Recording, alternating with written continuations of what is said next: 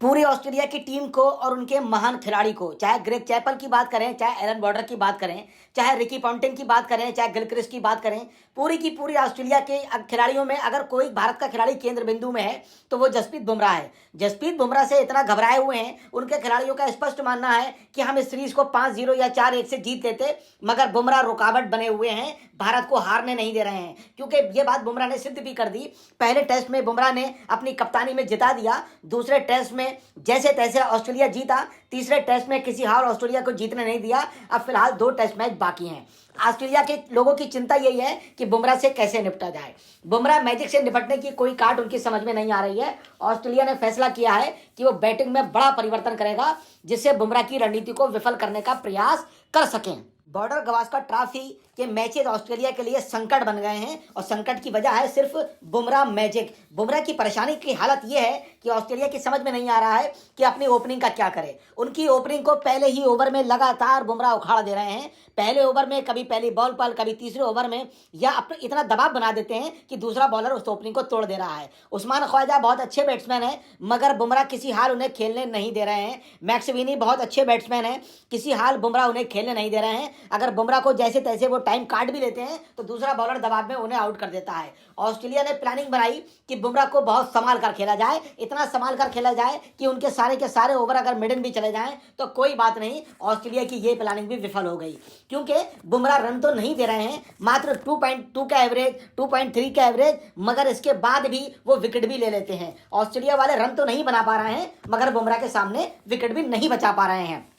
बुमराह ने सिराज को भी यही राय दी कि आप गेंद फेंकने पर ध्यान दो, विकेट लेने पर ध्यान मत दो। सिराज की चिंता थी कि उन्हें विकेट नहीं मिल रहे हैं, तो बुमराह ने उन्हें नसीहत दी, गेंद फेंको, परफॉर्मेंस दिखाओ, विकेट पे ध्यान मत दो, विकेट स्वयं मिलेंगे। और सिराज ने जब से यह गुण बुमराह से सीखा तो सिराज ने भी मैचेस में विकेट लेना शुरू कर दिए। बॉर्डर गवास्कर ट्रॉफी के चौथे और 5वें टेस्ट में जसप्रीत बुमराह के मैजिक कार्ड के लिए ऑस्ट्रेलिया ने अपनी ओपनिंग में परिवर्तन करने का फैसला लिया है। मैक्सविनी जैसे बेहतरीन खिलाड़ी को बुमराह ने परेशान करके रख दिया, किसी हाल खेलने नहीं दिया, तो उन्होंने तय कर लिया है कि मैक्सविनी को हटा दिया जाए, रोक दिया जाए। और साथ साथ उस्मान ख्वाजा के लिए भी वो ये रणनीति बना सकते हैं, और कुछ और इंपॉर्टेंट बैट्समैन के लिए भी ये पॉलिसी हो सकती है। फिलहाल मैक्सविनी को उन्होंने हटाने का फैसला कर लिया, और इसके लिए 19 वर्षीय युवा जो वहां पर सनसनी के तौर पर जाने जा रहे हैं, कोस्टॉस को अपने बेड़े में शामिल कर लिया है। कोस्टॉस ने ऑस्ट्रेलियाई PM एकादश के लिए भारत के खिलाफ शतक लगाया था, तो ऑस्ट्रेलिया का मानना यह है कि जब भारत के खिलाफ उन्होंने सेंचुरी की तो अब निश्चित तौर पे वो बुमराह के सामने ठीक खेल सकेंगे। न्यू साउथ वेल्स के इस बल्लेबाज ने शेफील्ड शील्ड में लगातार 2 शतक लगाकर अपनी प्रतिभा का भी परिचय दिया है। चयनकर्ताओं ने पिछले 3 टेस्ट में खेलने वाले ओपनर नॉर्थन मैक्सविनी को बाहर कर दिया है। कोस्टॉस के मेलबर्न में 26 दिसंबर से शुरू होने वाले बॉक्सिंग डे टेस्ट में बतौर ओपनर खेलने की उम्मीद है। चोटिल हेजलवुड के स्थान पर रिचर्डसन और तेज गेंदबाज सीन एबोर्ड को रखा गया है। कोस्टॉस 70 वर्षों में टेस्ट में शामिल होने वाले सबसे युवा बल्लेबाज बन जाएंगे। 1953 में इयान क्रेग कम उम्र में थे, पैट कमिंस ने भी 18 साल की उम्र में पदार्पण किया था। अगर कोस्टॉस मेलबर्न में खेलते हैं तो कमिंस के बाद पहला टेस्ट खेलने वाले सबसे युवा क्रिकेटर बन जाएंगे।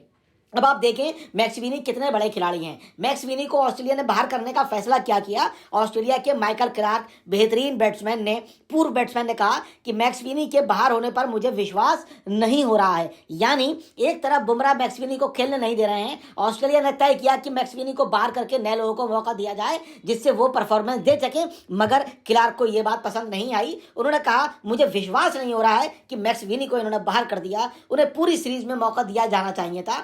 चयनकर्ताओं ने गलत किया, ख्वाजा ने भी रन नहीं बनाए हैं। सीधा सीधा माइकल क्लार्क का मतलब है अगर मैक्सविनी को बाहर करने का बड़ा फैसला लिया तो स्कोर ख्वाजा ने भी नहीं बनाया है, तो ख्वाजा को भी हटा दिया जाए। मगर सवाल यह है कि इतने ज्यादा खिलाड़ी को निकालने के बाद वो बैट्समैन लाएं कहां से, क्योंकि ऑस्ट्रेलिया में इतने किसी भी खिलाड़ी के पास, किसी भी टीम के पास इतने खिलाड़ी नहीं होते हैं कि टॉपेस्ट बल्लेबाजों से रिप्लेस कर दिया जाए। ओपनर ख्वाजा को बरकरार रखा गया है। पिछले 3 टेस्ट में उस्मान ख्वाजा मैक्सविनी की ओपनिंग जोड़ी बुमराह के सामने खरी नहीं उतरी। मैक्सविनी ने 6 पारियों में 10, 0, 39, 10, 9 और 4 रन ही बनाए हैं। 38 वर्षीय ख्वाजा ने भी यही परफॉर्मेंस दी है। 8 run, 4 run, 13 run, 9 run, 21 run और 8 रन, यानी ना के बराबर स्कोर। इसको मैं जीरो ही मानूंगा, डबल जीरो दोनों को देना होगा। लेकिन चयनकर्ताओं ने ख्वाजा के अनुभव को वरीयता देते हुए मैक्सवेनी की छुट्टी कर दी, क्योंकि ख्वाजा का क्रिकेट में बहुत लंबा कैरियर है। कई लंबे कैरियर वाले भी मैच नहीं खेल पा रहे हैं, क्योंकि ये स्थिति इंडिया में भी है। जो दो बहुत लंबे कैरियर के खिलाड़ी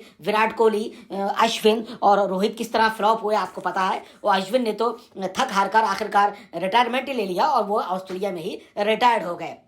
स्थिति साफ साफ ये है कि दोनों टीमें अपने स्थापित खिलाड़ियों से परेशान हैं और नए खिलाड़ियों को इस्तेमाल करके उन्हें बढ़ाने का प्रयास कर रहे हैं। हेड बहुत पुराने नहीं हैं, जमकर बल्ला गरज रहा है। यशस्वी का बल्ला भी ठीक ठाक गरजा है, रेड्डी भी अच्छा खेल रहे हैं, लेकिन स्थापित बैट्समैन चाहे ऑस्ट्रेलिया के हों चाहे वो इंडिया के हों बढ़िया परफॉर्मेंस नहीं दे पा रहे हैं। तो कहने का मतलब ये है कि बुमराह ने पूरी ऑस्ट्रेलिया की नाक में दम करके रख दिया है। 3 टेस्ट मैच जैसे तैसे खींच के 1-1 से बराबरी हो गई है। अब 2 टेस्ट मैच जो बचे हैं उन पे ऑस्ट्रेलिया अपना कंट्रोल करना चाहता है, ताकि WTC के अंदर वो ठीक ठाक परफॉर्मेंस दे सके। ये बहुत शानदार 2 टेस्ट मैचों के अंदर बुमराह की परफॉर्मेंस देखने को मिलेगी। निश्चित तौर पे हम शुभकामनाएं देते हैं भारत को और बुमराह को। जय हिंद, जय Bharat, thank you very much, धन्यवाद।